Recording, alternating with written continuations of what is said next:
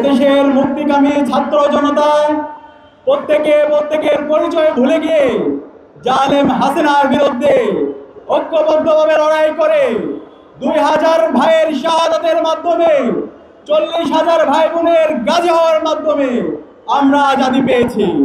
শহীদদের রক্তের উপর যারা সরকারে বসেছে তারা জুলাইয়ের চেতনাকে ধারণ না করে তারা ফ্যাসিবাদীদের ভাষায় কথা বলছে। অন্তর্বর্তীকালীন সরকারের প্রথম এবং প্রধান দায়িত্ব হচ্ছে যাদের মাধ্যমে আজকে আমরা আজাদি পেয়েছি, আমাদের এই রাষ্ট্রের শ্রেষ্ঠ সন্তান, এই শহীদদেরকে রাষ্ট্রের শ্রেষ্ঠ সন্তান হিসেবে স্বীকৃতি দেওয়া। আজকের সমাবেশের শুরুতে শ্রদ্ধার সাথে স্মরণ করছি 24শে জুলাই বিপ্লবের সকল শহীদদের। আল্লাহ পাক সুবহানাহু ওয়া তাআলা সকল শহীদদের জান্নাতুল ফেরদৌসের মেহমান হিসেবে কবুল করুক, আল্লাহুম্মা আমিন।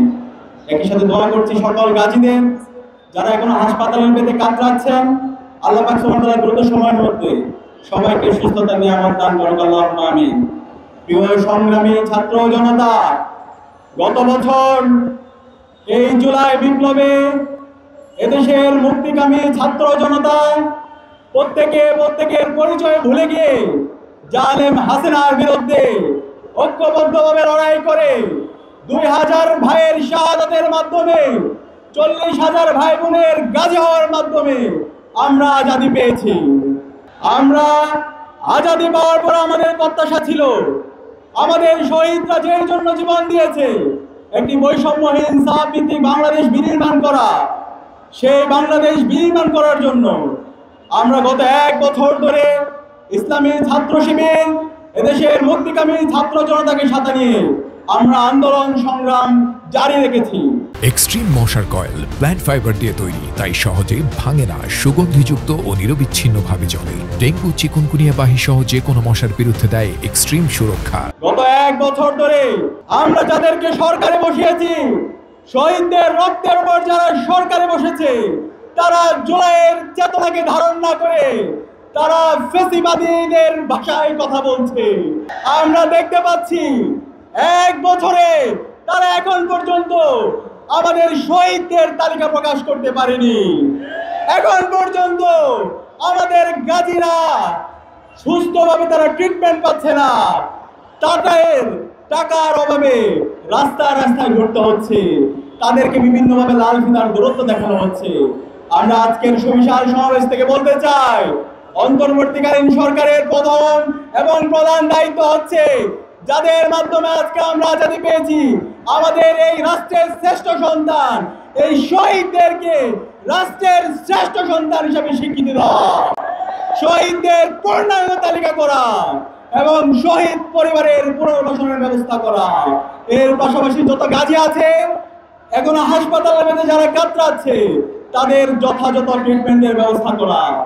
দ্বিতীয়ত আমাদের দাবি ছিল গত 16 বছরে খুনি হাসিনা যে কারণে খুনি হয়েছিল, যে কারণে ফ্যাসিস্ট হয়েছিল, ফ্যাসিবাদের সকল অবদানগুলোকে এই স্বাধীন বাংলাদেশের সমূলে উৎপাদন করা হবে। কিন্তু আমরা 1 বছর পরেও দেখতে পাচ্ছি এখনো ফ্যাসিবাদের উপাদানগুলো রাষ্ট্রের প্রত্যেকটি প্রতিষ্ঠানে থেকে গেছে।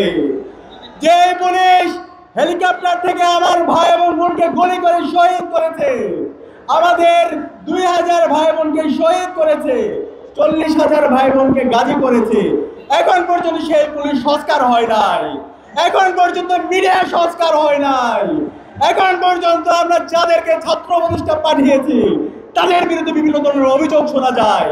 তারা বিভিন্ন ধরনের ইতিহাস বিকৃতি ঘটনা আমরা প্রতিনিয়ত দেখতে পাচ্ছি। আমরা 1 বছর পরে বলতে চাই, আপনারা যদি শহীদদের ইতিহাস বিকৃত করেন, জুলাইয়ের যে চেতনা, জুলাইয়ের যে আকাঙ্ক্ষা সেটা ধারণা করেন, বাংলাদেশে খুনি হাসিনার যে পরিণতি হয়েছিল, ফ্যাসিস্টদের যে পরিণতি হয়েছিল, তার চাইতে খারাপ পরিণতি আপনাদের হবে। প্রিয় সংগ্রামী ভাইরা, আমরা দেখতে পাচ্ছি গত 16 বছরে ইসলামী ছাত্র শিবিরের উপর সবচেয়ে জুলুম নির্যাতন নিষ্পেষণ হয়েছিল, কিন্তু আজকে আমাদের বন্ধুপ্রতিম ছাত্র সংগঠনগুলো তারা ফ্যাসিবাদের ভাষায় কথা বলছে। তারা ইসলামী ছাত্র শিবিরের উপর যে জুলুম নির্যাতন হয়েছে সেই জুলুম নির্যাতনের বিরুদ্ধে কথা বলে তারা ছাত্রলীগকে দায় মুক্তি দেওয়ার চেষ্টা করছে। আমরা বলতে চাই, রাজনৈতিক শিষ্টাচার বহির্ভূত আপনারা কাজ করবেন না, বর্ডার লাইন ক্রস করবেন না। ছাত্র শিবিরকে যদি আপনারা অপরায়ণ করতে চান, ডিওএমএস করতে চান, বাংলাদেশের ছাত্রলীগ আওয়ামী লীগের যে পরিণত হয়েছিল, তারা যেভাবে দিল্লি পালাইছে, আপনারা সে পালানোর সুযোগ পাবেন না।